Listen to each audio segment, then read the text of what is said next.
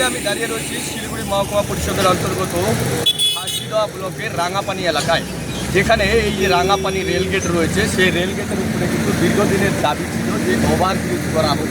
কারণ ঘন্টার পর ঘন্টা কিন্তু দাঁড়িয়ে থাকতে হয় সাধারণ মানুষ থেকে রুগী এবং দমকল দমকলের যে গাড়িগুলি রয়েছে, কোনো সময় অগ্নিকাণ্ডের ঘটনা ঘটিয়ে সেই সময় কিন্তু দাঁড়িয়ে থাকতে হয় ঘন্টার পর ঘন্টা, যার ফলে কিন্তু অনেকটাই ক্ষতি হয় সাধারণ মানুষকে।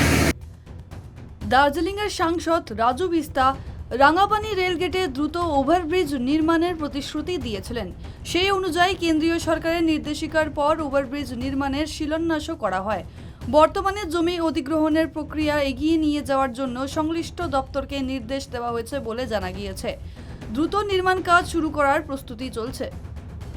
রাজু বিস্তা তিনি কিন্তু এখানে শিলান্যাস করেছিলেন যে ওভারব্রিজের কাজ কিন্তু খুব দ্রুত শুরু করা হবে। তবে বিগত বামপন্থী আমলের সময় কিন্তু সেই ব্রিজের দাবি করা হয়েছিল, তবে তৃণমূল প্রথমত যার কোনো কিন্তু সেই দাবি পূরণ হয়নি। তবে অবশেষে কিন্তু বিজেপি সরকার ক্ষমতায় আসলে এই ওভারব্রিজের কাজ করার জন্য কিন্তু যে সমস্ত দোকানদাররা রয়েছেন এই রাস্তার দুধারে, যে সমস্ত পিডাব্লিউডির দোকানদাররা রয়েছেন তাদেরকে কিন্তু ইতিমধ্যেই নোটিশ দেওয়া হয়েছে, 15 দিনের মধ্যেই কিন্তু দোকান ভেঙে ফেলতে হবে। তবে ওভারব্রিজ নির্মাণের আগে দোকান ভেঙে ফেলার নোটিশ পাওয়ায় সমস্যায় পড়েছেন ব্যবসায়ীরা। তাদের বক্তব্য, দোকান ভেঙে ফেললে তাদের জীবিকা অনিশ্চিত হয়ে পড়বে। তাই সরকারের কাছে পুনর্বাসন অথবা উপযুক্ত ক্ষতিপূরণের দাবি জানিয়েছেন তারা। বেশি দিন দেয়নি, সময় 15 দিনের সময় দিয়েছে, কিন্তু এটা নিয়ে আমরা বড় দুশ্চিন্তায় রয়েছি। এখন কি করব, কোথায় যাব, এটা নিয়ে আমরা খুব চিন্তায় রয়েছি। একদম সঠিক কথা। গতকালকে একটি নোটিশ আসছে পিডাব্লিউডি থেকে, তো সেখানে লেখা আছে যে 15 দিনের মধ্যে তোমাদের যতগুলো পিডাব্লিউডির আন্ডারে দোকান আছে সবগুলো ভাঙতে হবে। তো নোটিশটা পেয়ে দেখলাম যে যেহেতু দীর্ঘদিন ধরে এই দোকান করে আমাদের দিন যাপন চলে, তো এখন 15 দিনের মধ্যে কি করে এত তাড়াতাড়ি এত বড় দোকানকে ভাঙা তো পসিবল না, প্রথমত। আর দ্বিতীয়ত হচ্ছে এত বড় দোকান ভাঙতে গেলে টাকারও প্রয়োজন আছে।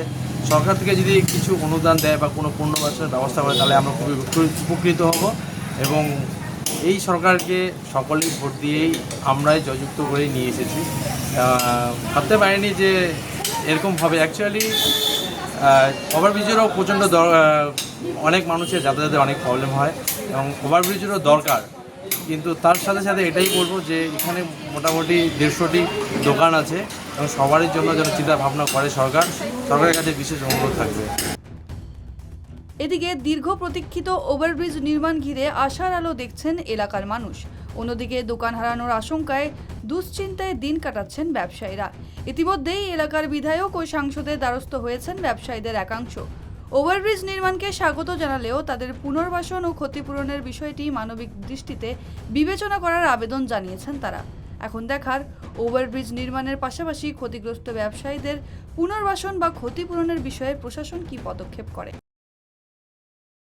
তবে দুশ্চিন্তায় দিন কাটছেন ব্যবসায়ীরা, কারণ তারা যাবেন কোথায় তা নিয়ে কিন্তু এলাকার বিধায়ক এবং সাংসদকেও কিন্তু জানিয়েছেন, যাতে সরকারের পক্ষ থেকে সেই যে দোকানদাররা রয়েছেন তাদেরকে যাতে ক্ষতিপূরণ দেওয়া হয়।